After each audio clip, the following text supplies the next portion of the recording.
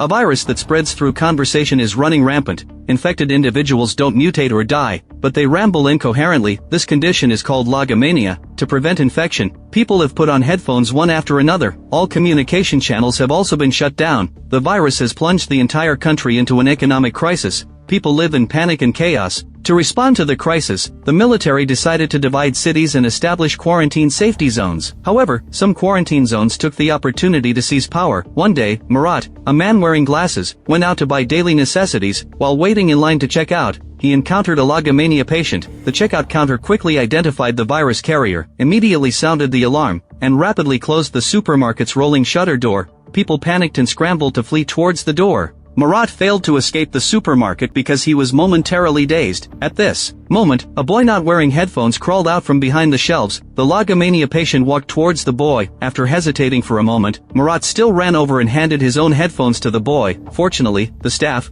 taking advantage of the logomania patient's inattention, opened a crack in the door and let the boy escape. As for Murat, who had lost his headphones, he was affected by the virus and began to feel dizzy. He struggled to maintain consciousness and escaped through a window on the second floor of the supermarket. After receiving the report, the quarantine military quickly arrived at the scene and took the logomania patient into custody. Through the supermarket's surveillance footage, the quarantine headquarters noticed Murat escaping from the second floor. Thermal imaging cameras showed that Murat was most likely running a fever, and fever is one of the symptoms of logomania infection. If Murat is indeed infected with the virus, he will become a new virus carrier and pose a great threat to the safety zone. The police immediately launched a search for Murat's whereabouts. After returning home, Murat took fever-reducing medicine quickly. After regaining consciousness, he went to the black market with his childhood friend. Murat knew that the commotion at the supermarket the previous day must have attracted the police's attention, and that the police must have checked the surveillance videos too, and that they were most likely hunting for him now. So he hoped to find a reliable hacker to hack into the police system and delete the previous day's supermarket surveillance footage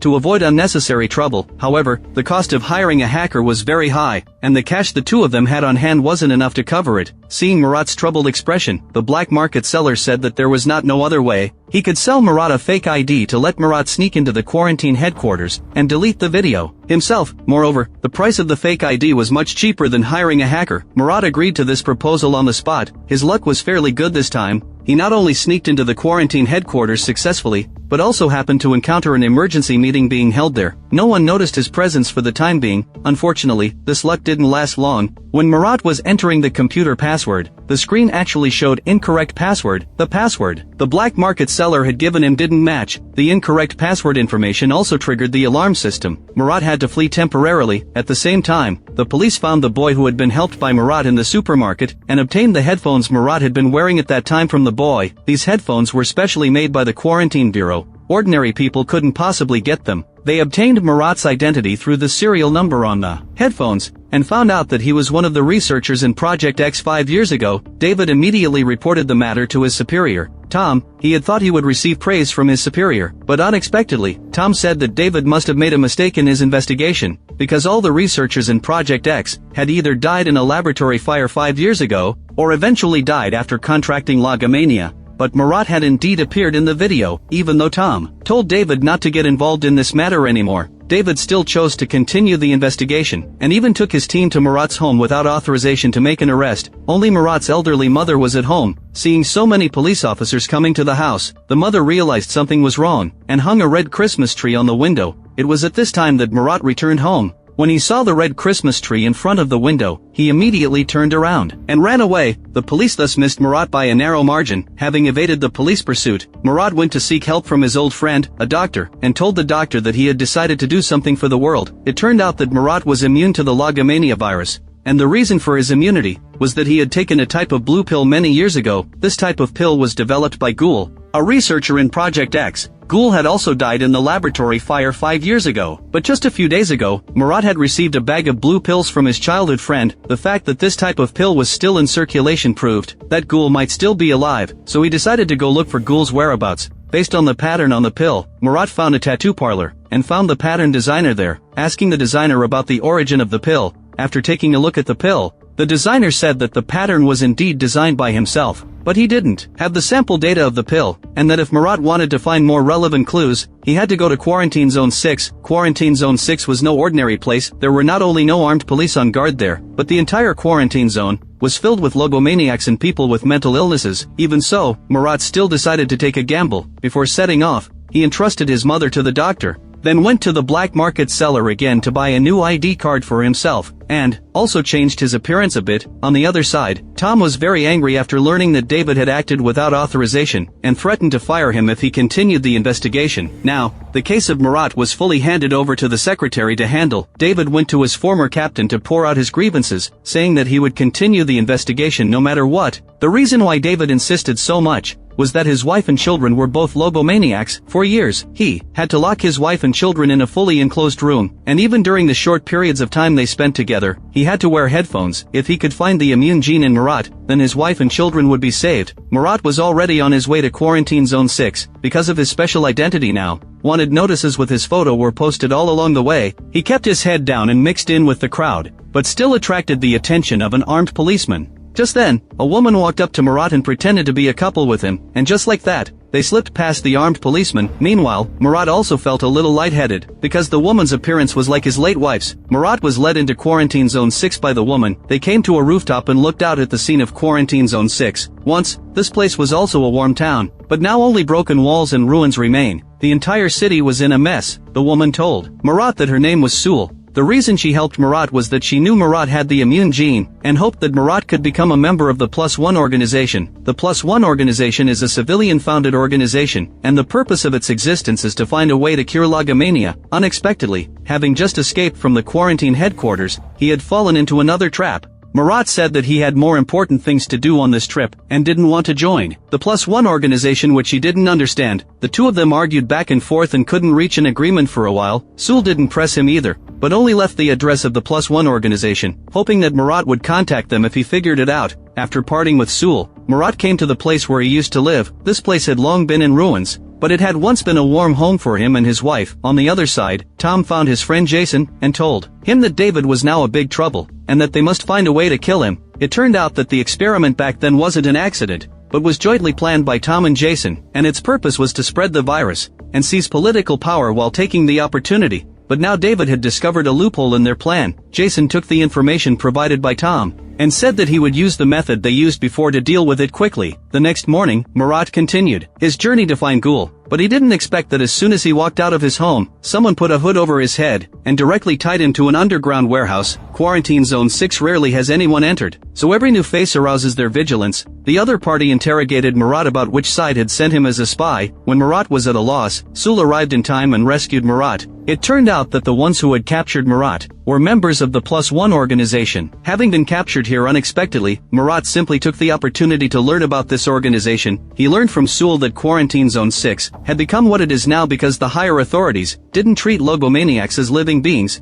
because they were ill. The authorities locked them outside the high walls, and even refused to give them food or water. And it was to get logomaniacs help that the Plus One organization was established. After learning about the true purpose of the Plus One organization's establishment, Murat was also somewhat moved. But relying only on a few of them to develop an antidote is simply impossible. He didn't want to waste time on such a thing. Sul was unwilling to give up and took the initiative to propose that they could help Murat gather information, which is better than Murat searching aimlessly. So Murat promised that as long as they could find Gul's whereabouts, he would join their research organization. They soon found out about a strange bar. The owner of this bar is a music fan, and if anyone interrupts him while he is recording or listening to music, they may pay with their life. Unaware of this, Murat and Sul walked in just like that. Sul was let off lightly because she was a woman. Murat wasn't so lucky. Seeing that the boss had already pointed a gun at him, Murat hurriedly stated the model of the bar's audio system, and said that he could find someone to provide the boss with better records later. The boss immediately beamed with joy upon hearing this, and led Sul and Murat into the reception room. After learning about the purpose of their visit, the boss said that this type of pill circulates from someone codenamed King, and King has exactly one and only one contact person. As he was speaking, a short-haired woman walked in, and handed the boss the goods he had ordered,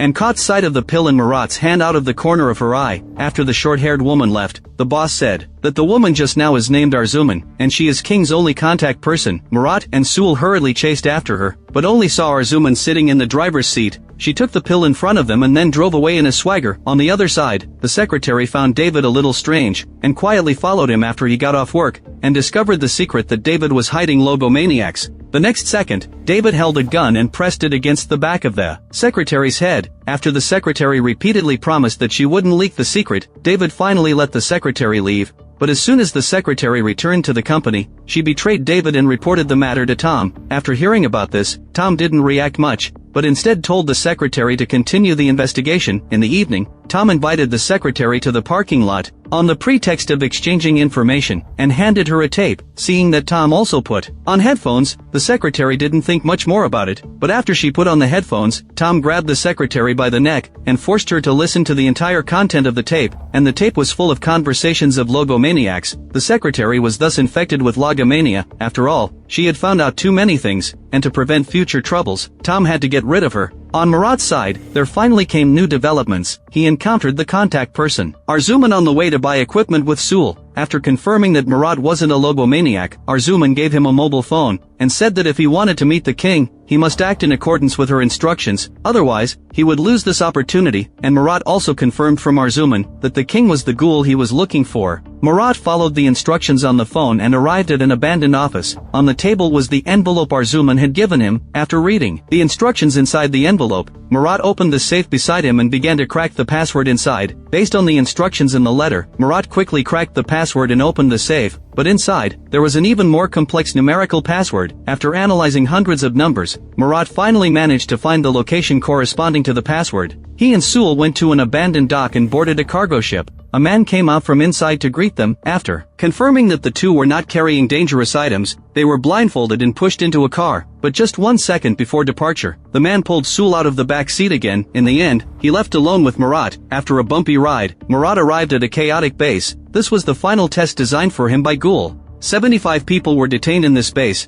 and only one of these 75 people was a normal person. Whoever could infect this normal person would be the winner among the logomaniacs, and receive a generous reward. And what Murat needed to do was to rescue this only normal person. The one forced to become the prey of this game was Sul, who had been taken away just now. Although Murat was immune, staying with logomaniacs for too long would cause him to have a persistent high fever. When Murat was already dizzy, on the verge of not being able to hold on, Sul ran up to Murat and woke him up, and Arzuman and Ghoul were standing behind Sul. Fortunately, Sul was okay, and Murat let out a sigh of relief. After regaining his composure, looking at his old friend whom he hadn't seen for years, Murat was filled with anger. He directly picked up a chair and threw it at Ghoul. Facing Murat's anger, Ghoul endured it all. He also knew that faking his death all these years was immoral, but he had his own hardships. Murat told Ghoul that he had come this time to beg Ghoul to turn him back into a normal person. Murat never thought his immunity was a good thing. On the contrary, it was accompanied by many risks. Once someone discovered his immune ability, he would become a test subject, and now, he had obviously been targeted by people from the quarantine headquarters. Unfortunately, after an examination,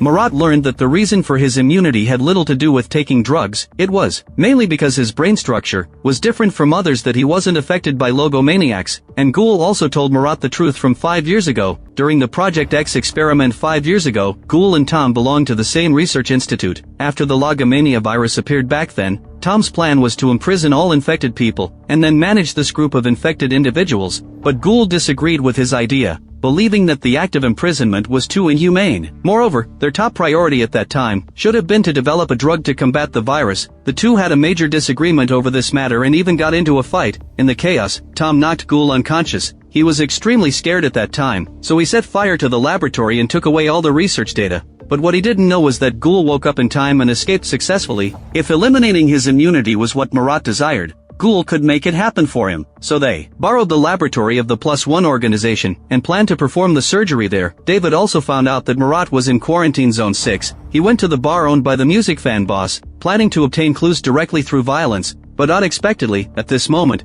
Jason led people in from outside and arrested David, and gave the bar owner a sum of money. It seemed that they had long colluded in private. Tom wasn't sure how much David knew now, so he persuaded David to cooperate with him. Otherwise, he couldn't guarantee the safety of David's wife and children. It turned out that while David was out investigating, Tom had sent people to arrest David's wife and children. With his weakness in Tom's hands, David had to compromise. He was forced to become partners with Jason. They first went to Murat's home and took Murat's mother away. However, David now also knew that his superior wasn't a good person. and he did not truly want to cooperate with them, so he secretly reassured Murat's mother that he would help Murat. Later, he also took away that red Christmas tree, which served as a warning. Murat still didn't know his whereabouts had been exposed, until he saw the red Christmas tree placed by David on the street. He realized that people from the quarantine headquarters had already caught up. He immediately returned to the base of the +1 organization with Sewell, and planned to speed up the surgery process, but before that, they visited the experimental base. All kinds of logomaniacs were detained here. They were the test subjects for the research. Among them, a logomaniac named Ian, who was wearing a yellow lab coat, attracted Murat's attention. Logically speaking, Murat was immune to logomaniacs, but Ian only said one sentence and Murat fainted. When he woke up again, he learned that his mother was already in danger, so he and Sewell took the initiative to contact David. After learning that his mother was detained in the quarantine headquarters, he decided to assist David in breaking out of prison. Murat first collected some random medicines, then went to the quarantine headquarters and pretended to surrender. Jason took Murat to the interrogation room for questioning. The next second, he soaked a handkerchief in a water cup, lied that he had rhinitis, and covered his nose and mouth. Meanwhile, the pre-made chemical anesthetic drifted in through the air vent. Both David and Jason fainted. Taking this opportunity, Murat and the others quickly rescued his mother. The group escaped together. After David woke up, he faced punishment from the senior leadership. They believed that David had colluded with Murat, which led to the prey escaping, so Tom contacted Murat and said that if he didn't surrender voluntarily, the quarantine headquarters would severely punish David. So Murat told Tom that if he wanted to get clues about the +1 organization, he should let David go to the old port alone for a meeting. To prevent the other party from setting a trap, Tom let David meet with Murat alone, but secretly sent Jason to follow David. David and Murat pretended to have a dispute, but in fact, everything was part of their plan. At Murat's signal, David held tightly onto the handrail on the ship, while Murat pressed the remote control in his hand. The ship began to shake violently. Jason and the others fell to the ground instantly. After he stood steady and rushed into the cabin, Murat had already left with David. Jason still wanted to continue the pursuit, but when he reached the deck, he fell into David's ambush. It turned out that the team led by David had long betrayed the quarantine headquarters along with David. Jason was knocked unconscious. David finally reunited with his wife and children, but the failure of this operation made Tom decide to execute all logomaniacs. He deliberately had the TV broadcast news that civilians were allowed to hold a parade, hoping to lure out the members of the +1 organization. It should be noted that since the virus spread, the quarantine headquarters had implemented curfews in every city. No one was allowed to go out after 6 p.m., and large gatherings were even more prohibited, let alone parades. Having been established for many years, the +1 organization still had basic vigilance. Everyone thought this was Tom's trick, so they planned to turn the tables by releasing a group of logomaniacs to perish together with Tom's people. The day of the parade came soon. A large number of civilians came to the city center to mourn their relatives and friends who had died from the virus. The entire parade wasn't hindered. This made the members of the +1 organization can't help but doubt. Could it be that they had really overthought it this time? Or maybe their previous protests had worked? So the leader ordered the members to cancel the retaliation plan, but the members were already on their way to take action. Just as they were about to arrive at the building of the quarantine headquarters, an armed force intercepted them and took them to the underground garage. The group thought their plan had failed, until the armed police took off their hoods, and it turned out to be David. The people at the quarantine headquarters were cunning, and taking hasty action would do more harm than good. So Murat had arranged for backup long in advance. But Jason saw the scene of the backup just now. He thought this armed team was a bit strange, so he ordered someone to investigate the armed vehicles, and found that they were indeed not vehicles from the headquarters. It seemed that the people who had escaped just now were members of the +1 organization. Murat and Sewell were still celebrating the completion of their mission, but unexpectedly, an explosion occurred not far away. It turned out that Tom and Jason had jointly blown up the quarantine headquarters, and framed the +1 organization for this explosion. After the explosion occurred, the higher authorities immediately dispatched troops to carry out the mandatory destruction of Quarantine Zone 6. On the way everyone was fleeing. Murat's childhood friend was unfortunately shot, even though they sent the childhood friend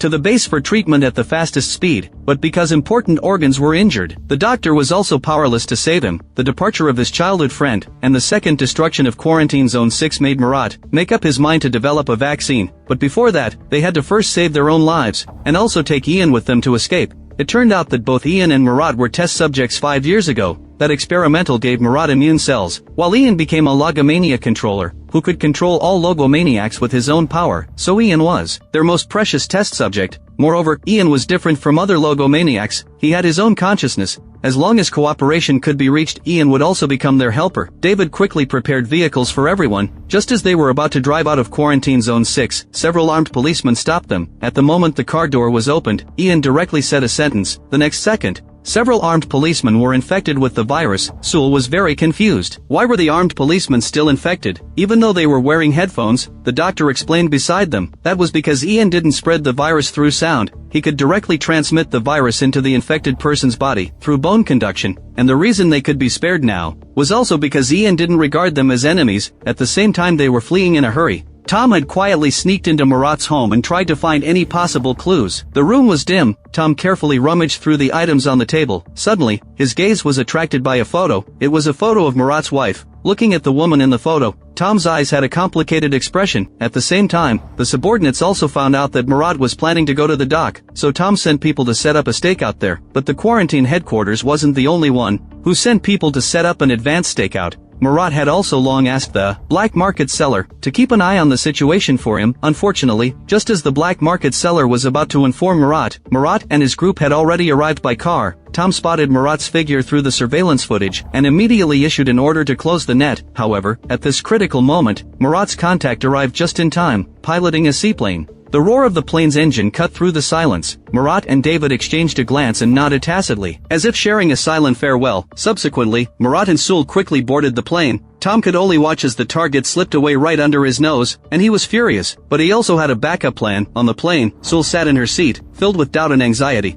She turned to look at Murat and asked where they were heading. Murat fell silent for a moment, then told Sewell about a place called Bolu. After speaking, he took something out of his pocket. It was a tape recorder, and handed it to Sewell, and comforted her, saying that it was still a long way to the destination, so she could listen to music and rest for a while first. However, just as Sewell was immersed in the music, her phone suddenly vibrated. Murat glanced at her phone screen, which showed more than 20 missed calls. He hesitated for a moment, but finally answered the call for Sewell. To his surprise, the voice that came from the other end of the line was Tom's. Only then did he realize that Sewell's identity wasn't simple. It turned out that Sewell had always been a member of the quarantine headquarters, and her appearance wasn't an accident. The plane continued to fly in the air. It seemed to be getting closer and closer to the destination, but the road ahead became even more confusing. The series Hot Skull was released in 2022, and depicts a dystopian world that collapsed due to a strange pandemic. This world wasn't destroyed by war or natural disasters, but shrouded in an invisible terror. Humanity's proud language ability has now become a medium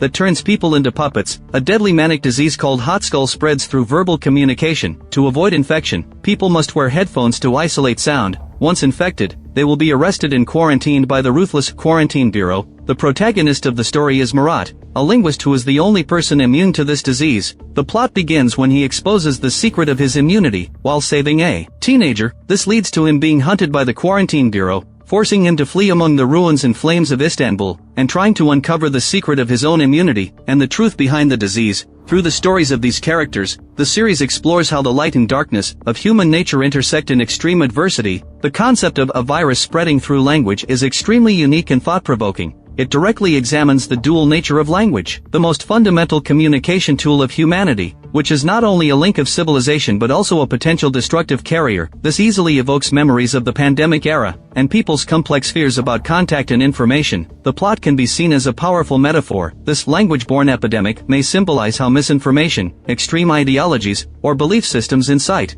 spread, and control crowds through discourse, leading to societal madness and division. The protagonist's immunity implies the importance of maintaining independent thinking, critical reasoning, and linguistic discernment amid the flood of information. As a Turkish sci-fi series, it integrates the regional characteristics and cultural context of Istanbul, offering a visual experience and narrative atmosphere distinct from Anglo-American sci-fi films. Netflix's investment also ensures its high production quality. However, the series isn't without flaws. The progression of some plotlines is somewhat muddled, and character motivations are not explained clearly enough. Furthermore, the choice to have everyone wear headphones to prevent viral infection is indeed a somewhat hasty setup. Better virus prevention methods can be seen in other sci-fi series previously produced by Netflix, such as establishing isolation barriers or uploading consciousness to alternative spaces. While the high-concept setup is appealing, the 8-episode length may not fully encompass all its implications if the series only lingers on the superficial narrative of pursuit and survival, failing to conduct a deeper exploration of the philosophical and sociological themes behind its setup. Some viewers may feel that this wastes a great concept. Character development may lean toward being functional. In stories driven by strong concepts, characters sometimes merely serve the plot. If the backgrounds, motivations, and psychological changes of the protagonist and other characters are not sufficiently fleshed out, it may be difficult for viewers to develop an emotional connection. The information doesn't mention specific details of the ending, but for this type of genre, a weak or overly obscure conclusion could also impact the viewing experience. Nevertheless, these minor imperfections don't compromise the overall quality and depth of the series. Skullmark reveals the complex relationship between language and power in the real world through a seemingly absurd setup. It reminds us that language is not only a tool for communication but also a symbol of freedom of thought. When language is stripped away, human nature will perish along with it. Hot Skull is a Turkish sci-fi series with stunning settings and cutting-edge concepts. Through the imaginative idea of a virus spreading through language, it directly addresses the deep-seated anxieties of the information age, and offers ample room for interpretation as well as a powerful reflection of reality. Although there is room for improvement in the depth of its high-concept execution and character development, it is undoubtedly a noteworthy choice for niche sci-fi enthusiasts seeking fresh experiences. If you are interested in novel sci-fi settings, dystopian stories, or experiencing sci-fi narratives rooted in different cultural backgrounds, then Hot Skull is worth your time to watch.